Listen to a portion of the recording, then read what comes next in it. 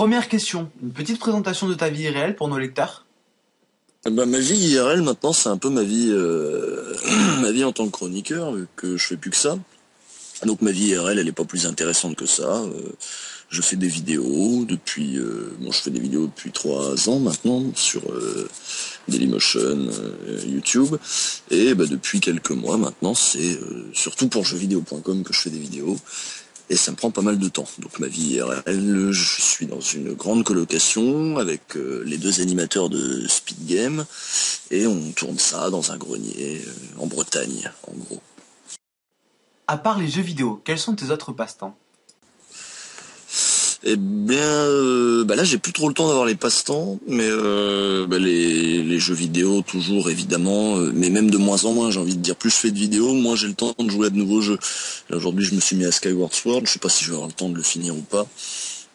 Sinon qu'est-ce que je fais d'autre? Je dessine, des activités créatives en majorité, je bouquine, je fais des trucs un petit peu comme tout le monde. Non, j'ai pas de trucs formidables, genre je fais du ski ou je suis champion de natation. Non, c'est des trucs assez communs, ma foi. Tu es donc chroniqueur sur jeuxvideo.com depuis le 23 octobre. Comment et pourquoi es-tu arrivé sur jeuxvideo.com et comment se sont passés tes débuts? Alors, comment et pourquoi je suis arrivé sur jeuxvideo.com? Parce qu'ils ont vu ce que je faisais donc sur ils ont vu ce que je faisais sur Dailymotion. J'avais déjà fait 2 36-15 en amateur, le projet était pas très sérieux, hein. J'avais fait ça pour essayer, voir un peu ce que ça donnait. J'étais pas très abouti non plus. Et puis j'ai dû les convaincre, j'ai dû en faire un pilote, ça leur a pas plu parce que techniquement c'était pas au point. J'ai acheté un peu de matériel, c'est-à-dire j'ai acheté un micro pour un micro cravate que je pouvais accrocher à ma chemise. Et puis j'ai changé de matériel, j'ai pris un réalisateur, j'ai changé l'habillage. Donc en tout j'ai dû faire 3 pilotes différents pour que jeuxvideo.com et la rédaction trouvent ça diffusable. Et à force d'acharnement ça a payé, parce qu'au bout d'un moment ils m'ont fait banco, c'est bon on y va, tu seras diffusé le dimanche. Et c'était très bien. Donc comment se sont passés mes débuts? Au début, évidemment, j'étais très anxieux parce que je connaissais pas plus la communauté de jeuxvideo.com que ça. Moi, j'y allais juste de temps en temps pour les tests et tout, mais je traînais pas sur les forums, je savais pas exactement. Au contraire, j'étais plutôt anxieux de savoir comment j'allais être accueilli, parce que je proposais un truc qui n'était pas nécessairement compréhensible au premier visionnage. On peut se dire mais qu'est-ce que c'est? Est-ce qu'il parle sérieusement de jeux vidéo? Est-ce que son but c'est de faire des blagues ou son but c'est quand même de dire des trucs? Mais alors à ce moment-là, soit je faisais pas assez de blagues, soit je disais pas assez de vrais trucs, soit je montrais pas assez de jeux. Donc il y avait toujours quelque chose qui allait pas. Il y a toujours, maintenant à chaque vidéo, il y a toujours quelque chose qui va pas, mais c'est dur de trouver le juste milieu quand on fait comme moi un truc qui est un petit peu bâtard, un petit peu hybride. Mais maintenant je pense que les gens savent un peu plus à quoi s'attendre quand ils cliquent sur le 36-15. Donc ça se passe mieux maintenant. Mais au début, je dois admettre que les gens ne savaient pas trop. Et donc moi du coup j'étais assez anxieux. Tu critiquais jeuxvideo.com dans une de tes vidéos, un test d'obscur. As-tu changé d'avis depuis? Alors, je me souviens absolument plus de ce que j'ai dit sur jeuxvideo.com. Je crois que j'avais dû critiquer le fait que même donner une note à un jeu, c'était absurde. Ce que je pense toujours d'ailleurs. Je sais même plus ce que j'avais pu dire. J'avais pu peut-être émettre des doutes quant à l'intégrité d'un site qui vide ses recettes publicitaires. Tu dénonçais un manque d'intégrité, je crois. Manque d'intégrité, voilà, donc tu me précises manque d'intégrité. J'avais pu dire ça. Et il est vrai que c'est un modèle économique qui est biaisé, hein, c'est-à-dire un site qui est censé faire de la critique et qui vit des recettes publicitaires, on peut être en droit de douter de son intégrité, et je vois que dans les commentaires des tests, des gaming live, etc., il y a pas mal de gens sur jeuxvideo.com qui émettent ces mêmes remarques. Après, je me suis renseigné depuis, j'ai eu des discussions, notamment avec le rédac chef, Super Panda, tout ça, pour savoir un petit peu comment ça fonctionnait exactement, est-ce qu'ils étaient vraiment indépendants, et on va dire, mais tu as tourné ta veste? Non, j'en ai juste appris un petit peu plus, et en effet, ils sont vraiment indépendants, c'est-à-dire ça se passe assez... la rédaction est indépendante, c'est pas eux qui vont démarcher les publicitaires, il y a une régie pub au-dessus qui ne donne pas d'ordre à la rédaction. C'est une rédaction qui en effet est libre. Et à la limite, la rédaction de jeuxvideo.com a plus de pression de la part des lecteurs que de la part des éditeurs. Même beaucoup plus de pression de la part des lecteurs que de la part des éditeurs. Donc je peux en effet revenir en toute bonne foi sur ce que j'ai pu dire sur la crédibilité de jeuxvideo.com et de la pertinence de ces tests.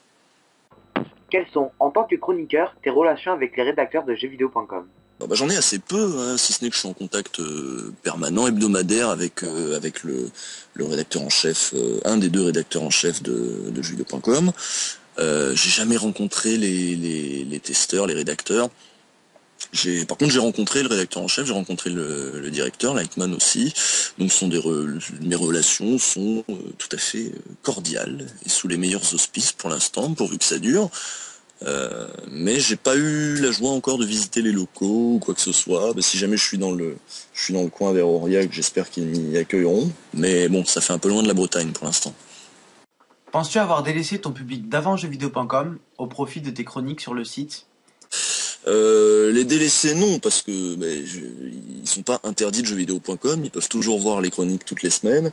Donc c'est ce que je disais un petit peu, non, j'avais fait une petite bande-annonce avant d'arriver sur JVC, j'avais fait une petite bande-annonce sur Daily pour dire voilà, maintenant il va y avoir une chronique tous les dimanches sur jeuxvideo.com. Je ne vous délaisse pas pour autant, et puis vous pourrez plus vous plaindre de mon manque de régularité, vu que maintenant je serai tous les dimanches sur jeuxvideo.com. Donc déjà, je pense que à l'heure actuelle, ceux qui me suivaient avant peuvent voir plus de vidéos de moi qu'ils ne le pouvaient avant, vu que de toute façon je suis plus régulier. Mais c'est vrai qu'après, j'avais des projets sur le feu, j'avais des trucs, j'avais une régularité sur le compte, enfin non, même pas, j'étais même pas régulier. Enfin, je publiais des trucs sur Dailymotion un peu plus souvent que maintenant, parce que maintenant j'ai moins de temps. Je pensais qu'une chronique hebdo ça se faisait comme ça, mais finalement c'est beaucoup de temps. On a calculé aujourd'hui d'ailleurs, que pour faire un 36-15, ça nous prend pour moi 18 à peu près entre 18 et 20 heures, si ce n'est pas 21 heures. Donc ça, c'est pas parti sur plusieurs jours, etc. Et les jours que j'ai de libre, je suis déjà à réfléchir au prochain 36-15, parce que le 36, tout ça, c'est surtout d'idées, de recherche d'infos, et la recherche d'idées, c'est pas quelque chose qu'on met une heure et je cherche des idées. Non, c'est pas ça, la recherche d'idées, ça se fait en permanence, quand on se bat, quand on a un moment libre. Donc ça prend la tête, ça prend toute ta capacité d'attention. Donc du coup, j'ai assez peu de temps pour que dès que j'ai bouclé un 36-15, je suis déjà à réfléchir à ce que je vais mettre dans le prochain. Qu'est-ce qui a permis jeuxvideo.com au niveau de ton travail? Trouves-tu tes vidéos meilleures qu'avant? Oui, oui, évidemment. Ça a permis déjà que je n'ai plus que ça à faire, et le fait de pouvoir en vivre m'a permis d'abandonner un travail routinier, répétitif et aliénant que j'exerçais. Avant, je faisais du télémarketing. Je sais pas si nos auditeurs savent ce que c'est, mais enfin, si je peux les assurer que c'est un travail abrutissant qui ne laisse qu'assez peu de temps de cerveau disponible pour faire d'autres choses. Donc là, j'ai plus ça qui me prend la tête. Maintenant, je peux me concentrer complètement sur ce que je fais. Je le fais on ne peut plus sérieusement. Je le fais d'autant plus sérieusement que maintenant je suis un petit peu plus pris au sérieux et que moi-même je fais tout pour être un petit peu plus pris au sérieux, puisque maintenant j'essaie d'en vivre, et je sais pas combien de temps je vais rester sur jeuxvideo.com, mais j'espère que même après je pourrai continuer à vivre de ma production vidéo et de ce que je peux en faire. Donc j'ai tout fait pour me professionnaliser, et ce que m'a permis jeuxvideo.com, oui, c'est de pouvoir ne faire que cela, et donc pouvoir tâcher de faire au mieux. Ta chronique est parmi les plus regardées. Comment expliques-tu un tel succès? Parce que c'est généraliste, parce que quand Speed Game par exemple, ou Atomium, ou même les chroniques sur WoW, les chroniques inutiles, parlent d'un jeu, finalement ils ne parlent que d'un jeu. Moi je vais parler de plein de jeux différents, donc les gens se disent les sauvegardes, tout le monde a sa petite idée sur les sauvegardes, ils vont regarder, puis là je vais parler de plein de jeux. C'est parce que c'est généraliste que je pense que ça marche bien.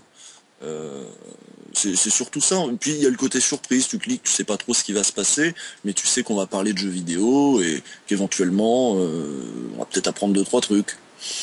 Non, je pense que c'est juste ça, le fait de pas me concentrer sur un jeu en particulier, mais de proposer quelque chose de généraliste et si possible un petit peu rigolo, quoi. Ça marche bien, le rigolo ça marche bien sur le net. Comment as-tu connu Cœur de Vandal et Real Myop? Comptes-tu continuer la série des Lost Level?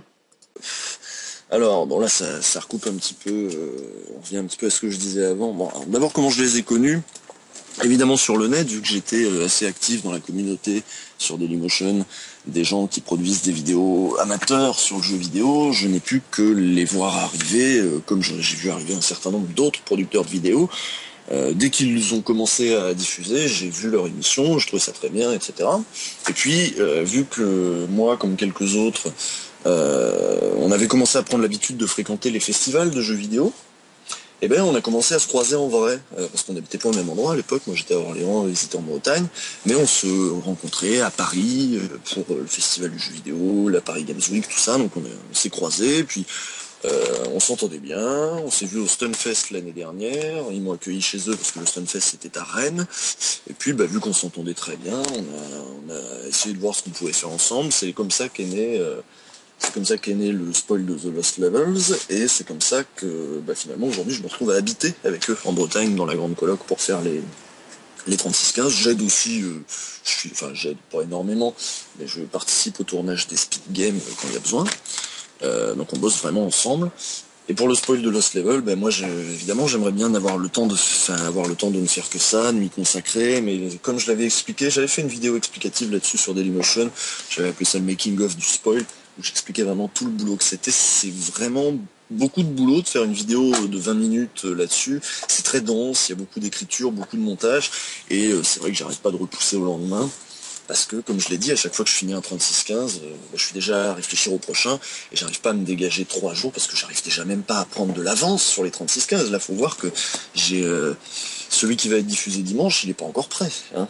Donc je suis en flux tendu, on essaie de prendre de l'avance, mais c'est très dur parce que les idées ne viennent pas comme ça. Il faut surtout avoir des idées, et vaut mieux prendre son temps pour avoir de bonnes idées que faire des vidéos à la chaîne en prenant le risque que la qualité baisse. Voilà. Et si je voulais me concentrer sur le spoil, il faudrait qu'à un moment je me mette à faire vraiment des vidéos à la chaîne pour avoir de l'avance sur les 36-15, et donc j'ai peur que la qualité des 36-15 en pâtisse un petit peu.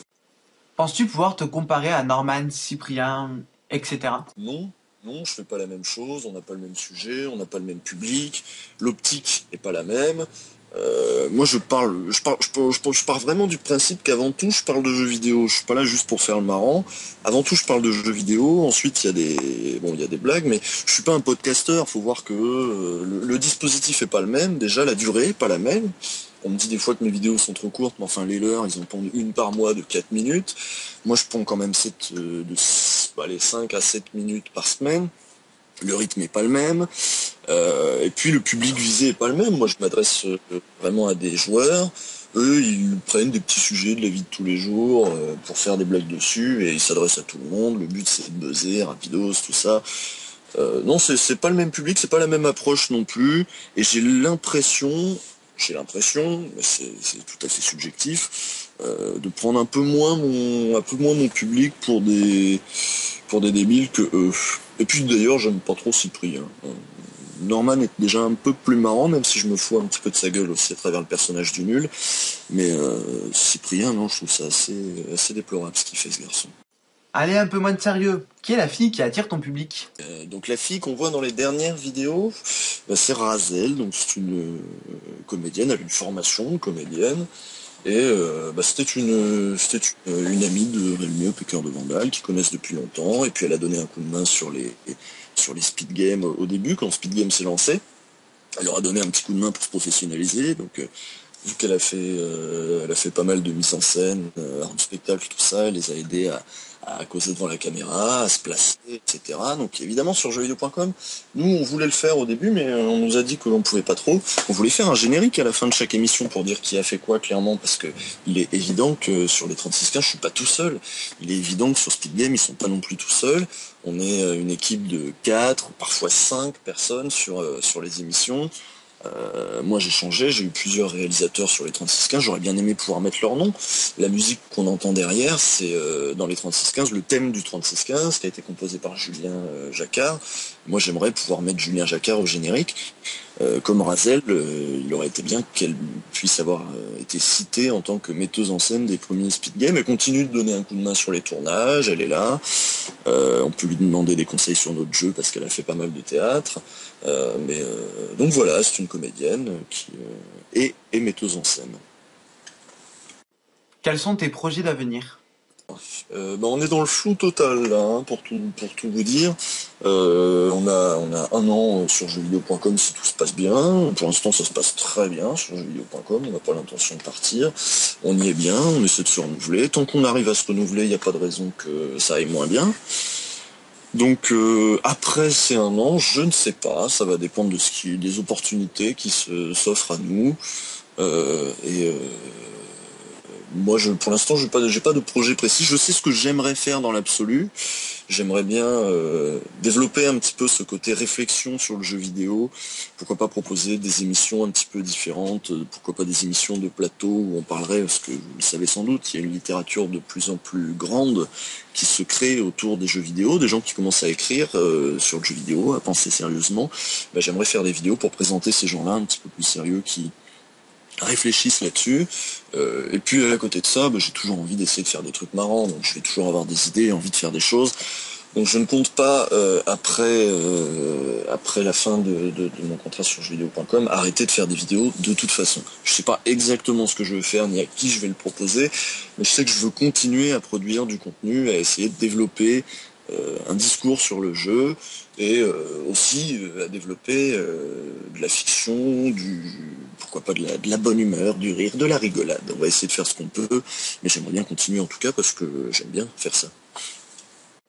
L'interview touche à sa fin, donc une dernière petite question. As-tu un petit mot à dire aux auditeurs?